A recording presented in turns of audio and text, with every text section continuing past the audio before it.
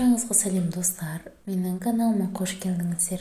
Мен сіздерге бүгін аспиринмен үй жағдайында қалай бетті тазартып, ағартуға болатынын айтатын боламын. Видеоны соңына дейін көріп, лайк басуды ұмытпаңыздар. Аспирин бұл ацетилсалицил қышқылы. Бұл қышқылды кез келген дәріханадан сатып алуға болады. Әдетте оны бас ауруын, дене қызуын басуда қолданады. Бірақ оны бет терісінің күтімінде қолдануға болады. Төменде аспирин көмегімен бет терісін безеулерден тазартуға көмектесетін маскалардың рецептері келтірілген. Бірақ бұл масканы аптасына тек 2 рет қолдануға болады. Бірінші рецепт. Аспириннің 4 таблеткасы. Су 2-3 тамшы. Бал 1 шай қасық. Дайындау және қолдану тәсілі. Аспиринді суда езіп, бал қосып, ботқа тәріздес болғанша араластырасыз.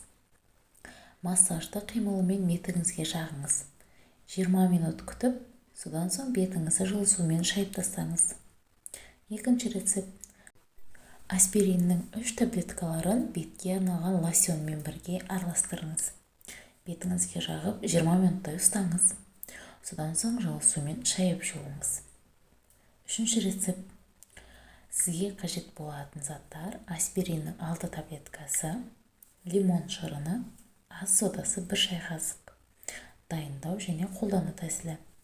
Аспиринді ұнтақтап, оған аз ғана лимон шырынын қосып араластырасыз. Бетіңізге жағып 10 минуттай ұстайсыз. Суға ас содасын ертіп, сол сумен бетіңізді шайып жуыңыз.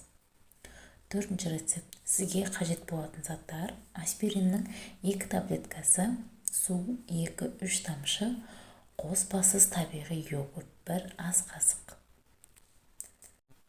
Аспириннің 2 таблеткасын сумен араластырыңыз. Содан соң йогуртты қосып бетке жағыңыз. 20-30 минуттай ұстау керек. Содан кейін жылы сумен шайып тастаңыз. Бесінші рецепт.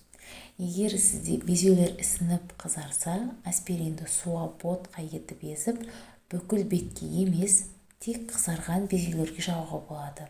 Оны 20-30 минут ұстап, кейін шайып жіберіңіз. Достар, осымен видеоның соңына да келіп жеттік. Видео сіздерге ұнады деген ойдамын.